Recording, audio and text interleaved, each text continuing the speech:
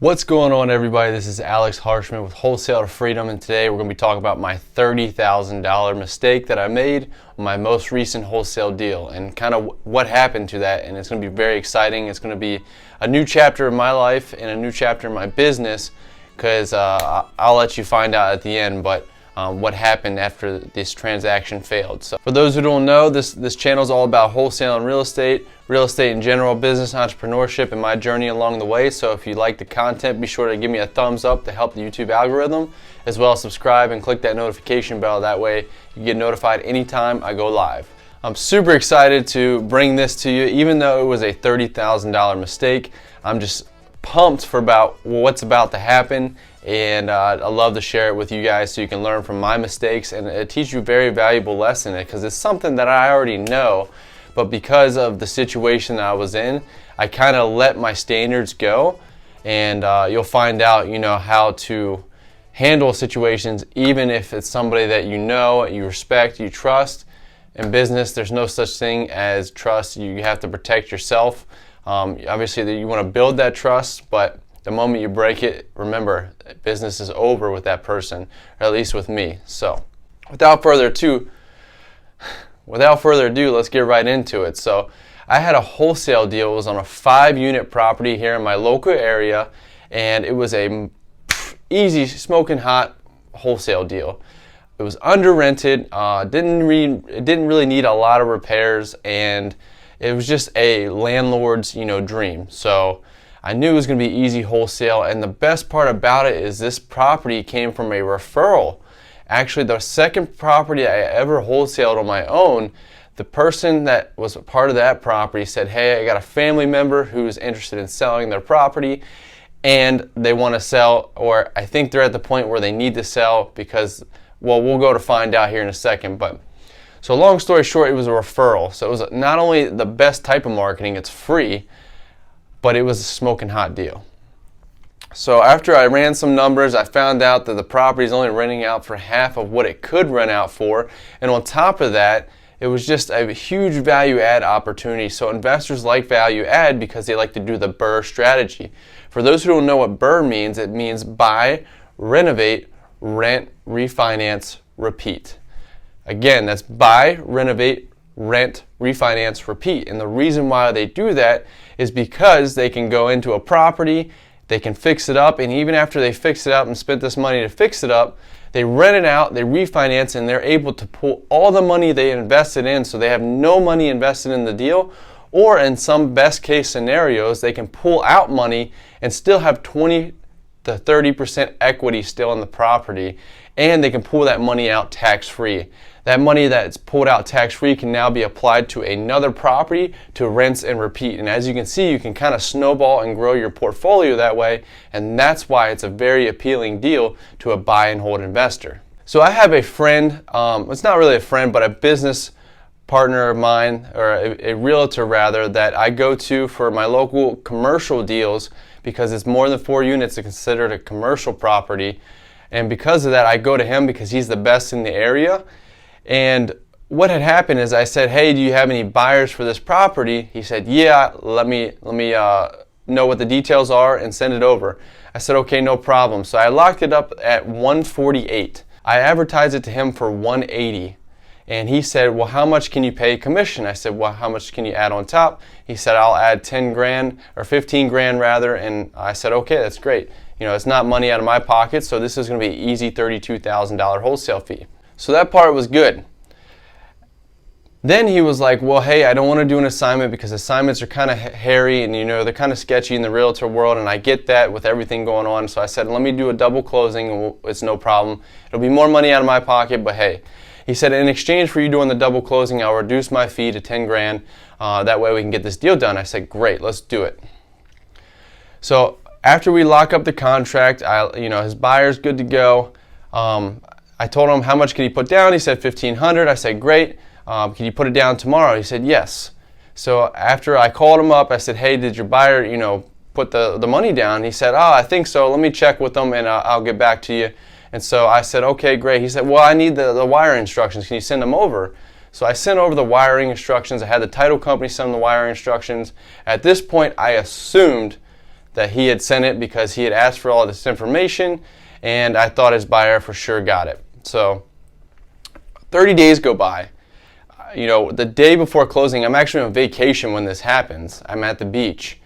And the day before closing, I get a phone call, and he's like, well, hey, listen, the buyer needs to get into the property again. The lender said he needs to get into the property again, because we did show the property to him one time, and I even said it was going to be a one-time showing.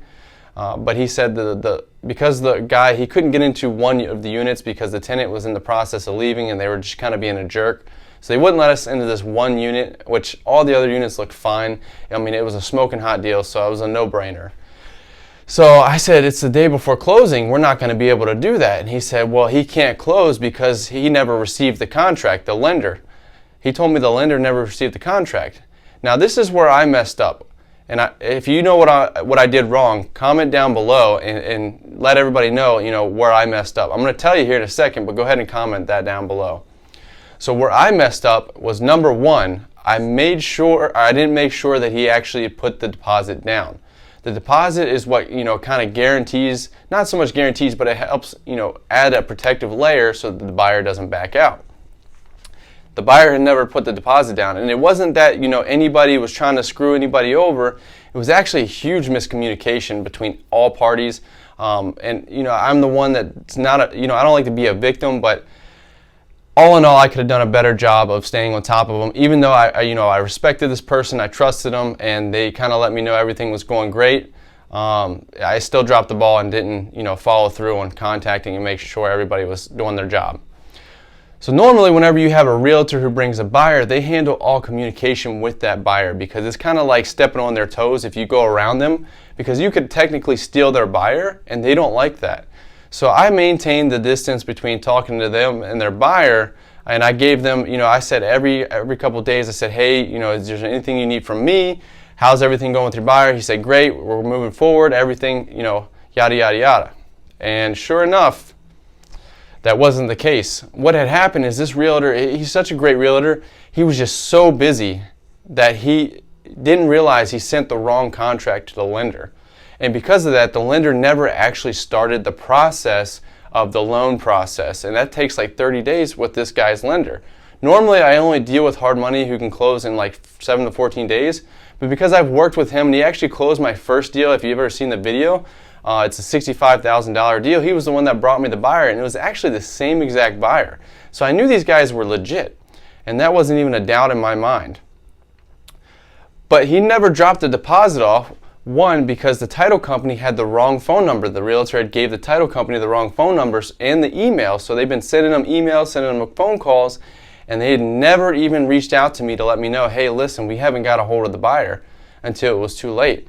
And I even followed up with the title company every week just to make sure they didn't need anything from me or from the buyer. And every time they said they needed something from me, I got it to them within 24 hours. So you guys, you can see that even if you have the best communication, you're in control of everything, you're trying to, maintain that control, sometimes these things can happen. And so what do? It was the day before closing. I got the phone call while I was at the vacation that we're not going to close. And I was so pissed because, this guy, this is not amateur hour, right? This guy knows what he's doing. I honestly believe that, he didn't mean anything ill-intentioned.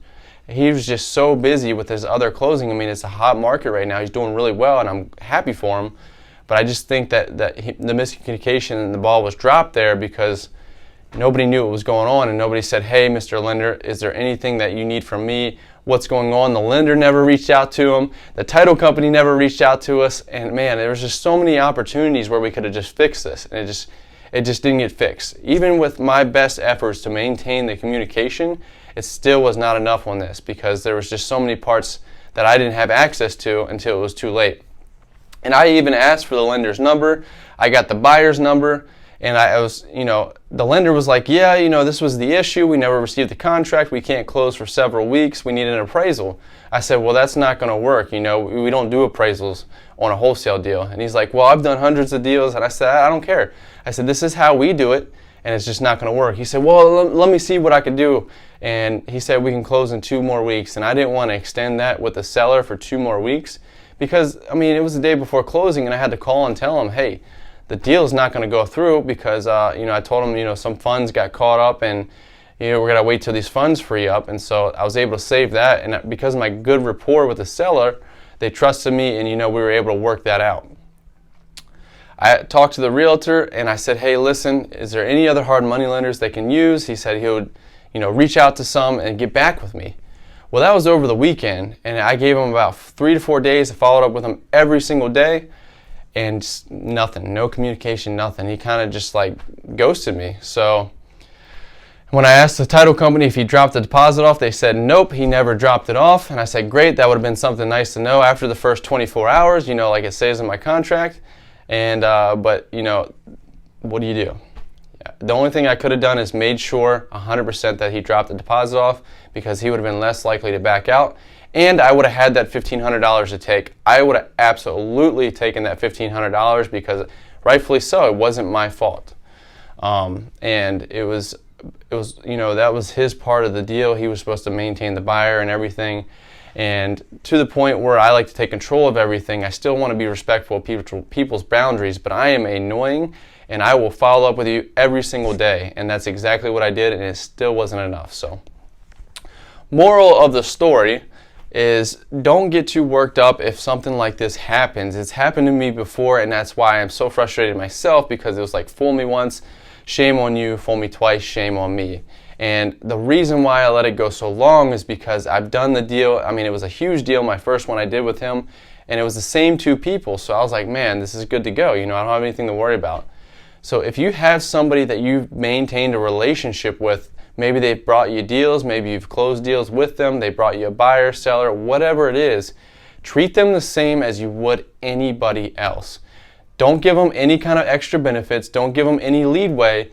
It's a business, so you have to separate that personal from business, and you have to maintain that structure, maintain that discipline, maintain the expectations that you do for everybody else. And if they get a problem with it, just say, hey, listen, it's nothing personal, it's just business. My partner and I, this is just how we do it.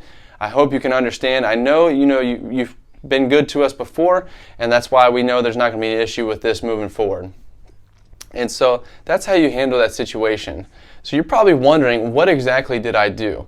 Well, first things first, I tried to solve every problem I could at first, trying to make it work so we could close the next day. But after talking with the lender, he hadn't even started the loan process, and I knew for a fact that that was not going to be a 1 to 2 week thing. And he even told me pushing it on 3 weeks would be kind of a stretch.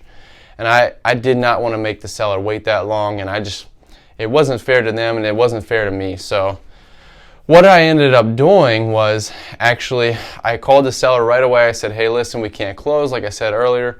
We had some funds that were tied up. We were allocated towards this property. Now we have to wait. We're still going to close before the end of the contract time frame, because we did have a closing date before the end of my contract with the seller. I always do that. I always have the buyer's contract like 15 to 30 days before the actual end date of the purchase and sale agreement, because in case something like this happens, I say, hey, listen, I'm sorry we weren't able to close earlier than we had thought we were, but here's the deal. We're going to be closing before the 22nd like we agreed, and there's not going to be any issues. So I always state it like, hey, here's the good news, here's the bad news. I'll start with the bad. Bad news is we're not closing tomorrow, but the good news is we're going to be closing before the 20th. So you always leave it on a good note. People don't like to start with the bad news first, but I do, because then you can elevate them with the good news. And because I didn't beat around the bush and I was straight up with them, it was so much simpler to deal with, because the seller, they understood. They're like, hey, listen, this stuff happens. I appreciate you letting me know. I maintain communication with them every single week. I do my follow-ups on Monday. So every Monday I say, hey, here's the situation, here's what's happening. And because of that, that relationship, I was able to save the deal. And now, for the exciting news, and the part that I was so excited to tell you all, is I'm actually buying this property myself.